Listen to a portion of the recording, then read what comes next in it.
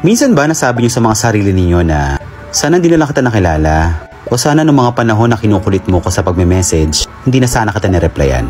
E di sana ngayon, wala akong nararamdamang sakit, wala akong nararamdamang trauma. Na akala ko noon na yung sana na yun, ikaw yung sanang pinagdarasal ko na dumating. Ang dami nating sana, no?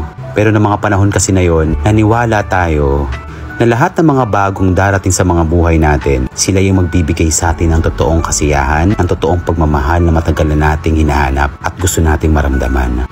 Kaya yung sana na yun, na biglang nabago dahil sa mga sitwasyon na hindi na natin talaga makontrol. Yung mga sitwasyon na akala natin maayos pa. Na yung sanang tao na yun, bakit bumitaw?